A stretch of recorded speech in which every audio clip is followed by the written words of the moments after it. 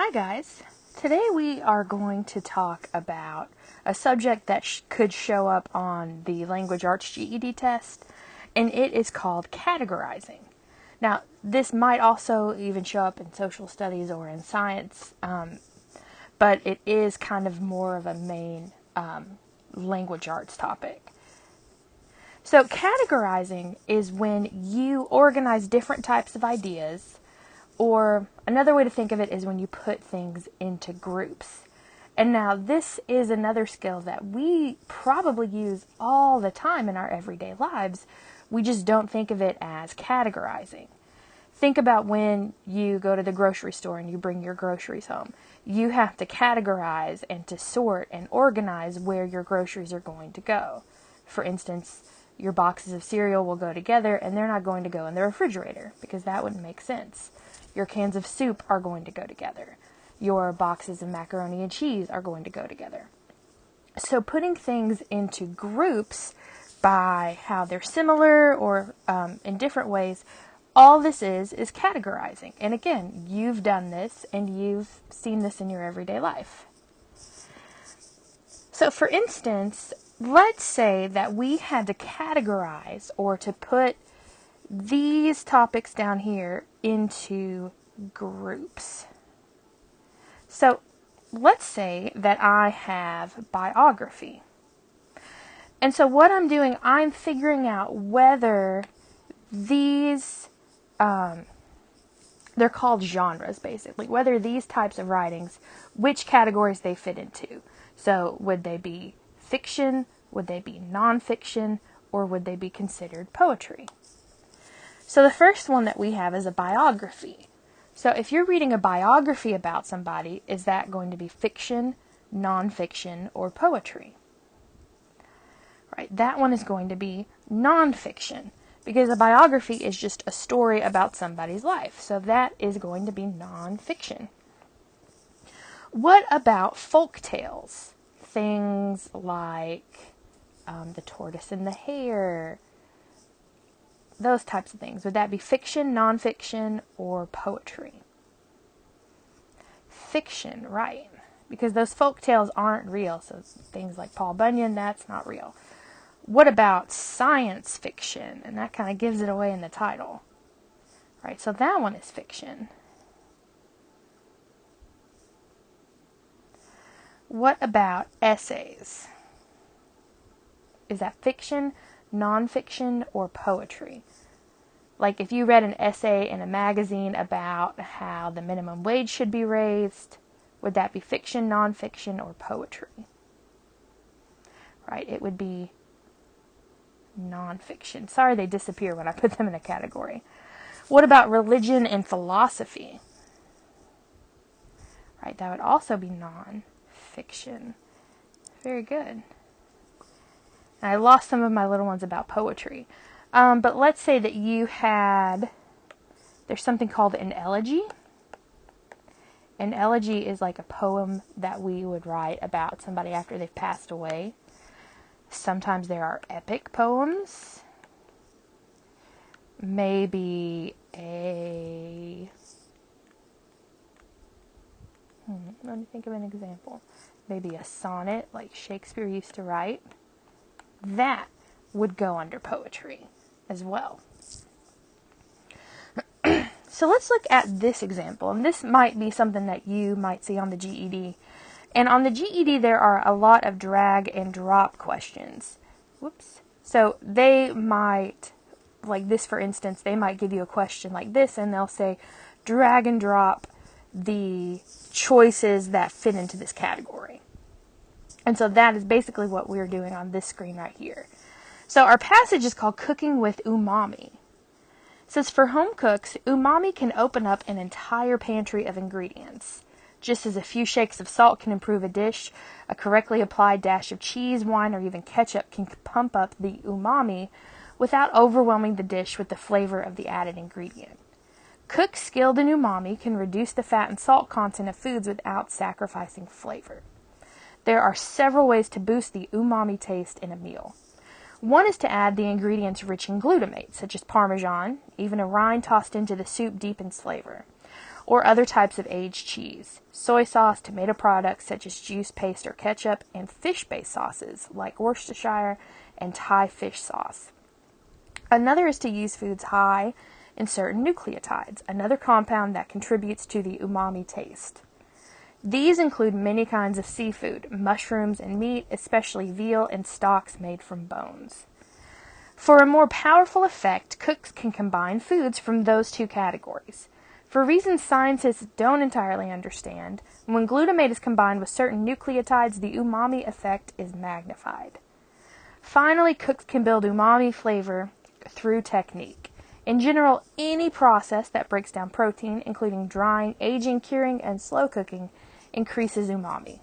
This is because glutamate, normally bound up in proteins, is released into a form the tongue can perceive as umami when proteins are broken down, says Chris Loss, a senior culinary scientist at the Culinary Institute of America in St. Helena, California. So if we go back and look at our passage, so umami flavors are what? So let's go through this. A few shakes of salt can add umami, cheese, ketchup, wine. Skilled cooks can reduce the fat and salt content. So foods rich in glutamate such as Parmesan, aged cheese, soy sauce, tomato products such as juice, paste, or ketchup, and fish-based sauces. And you also want to use foods that have these certain nucleotides. So things like seafood, mushrooms,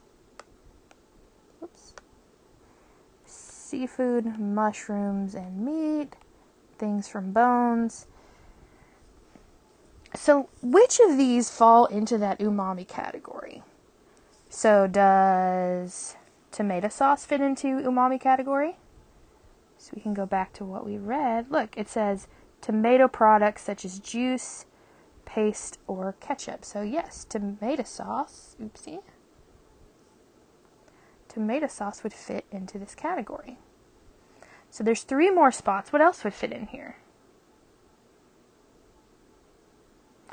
Fish-based sauces. So fish sauce.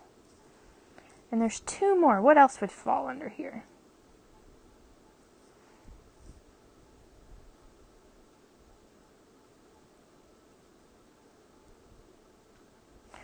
Other types of aged cheese, right? So aged cheese, and there's 1 more. What else would be an umami-rich food? So we have ham bone, unsaturated fat, and sea salt left.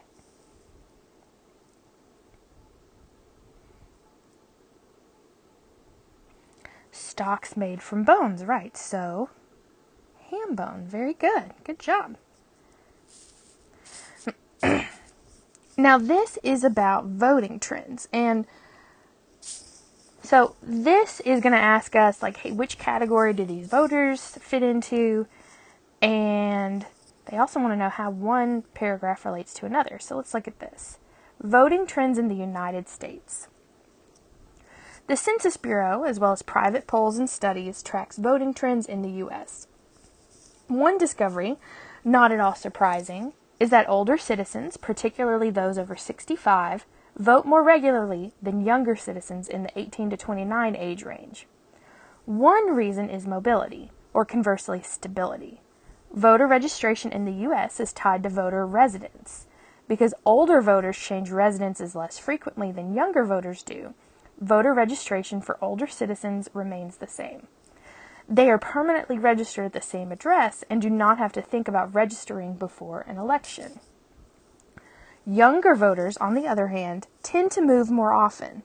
Whether they join the military, go away to college, move to another election district, or to another state, they tend not to remain in one place as long as older voters do. Therefore, younger voters must think about obtaining absentee ballots or registering in their new place of residence.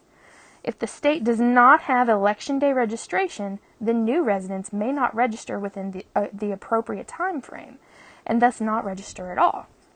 When attributing causes of low election day turnout among young voters, researchers and pollsters should consider that residence-based voter registration system is in some part responsible for this situation. So number 1 is asking us, to which other category is the age of a voter related? So basically what they're asking is, the age of the voter is affecting what?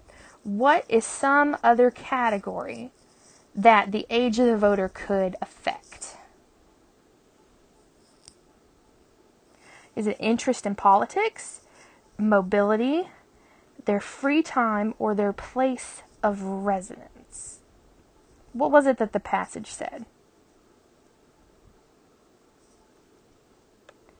Mobility. Right. Because if you look back, it says young voters tend to move more often than the older voters do. So another way that you could categorize these voters is how often they move, by their mobility. Number 2 says, how does the second paragraph relate to the first paragraph? In the second paragraph, the author what? Provides exact details about voter registration process. B, gives examples of other categories of voters. C, explains the situations of voters categorized as younger. Or D, defines the category of voter age. So what is it doing? It mentions younger voters move more often. They have to think about getting absentee ballots. They don't have as much turnout because of this residence-based voter registration. So how is this paragraph relating to the first one?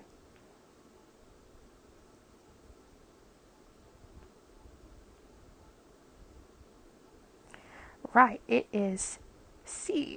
It's explaining the situations of voters categorized as younger. So what's up with younger voters? They move a lot. They go to college, they join the military, they move to other states. So they have to get absentee ballots. And if they don't do that in time, then they can't vote. They can't get registered. Right, very good. So that is it for categorizing. Be sure to check the Google Classroom. Again, we're adding more material in science, social studies, and language arts as the days go on. If you have any questions, remember to email us, to visit our Facebook pages, send us a message if you've got any questions, and keep a lookout for more language arts material and science and social studies material as well. Hope you enjoyed the video, and we hope to hear from you soon.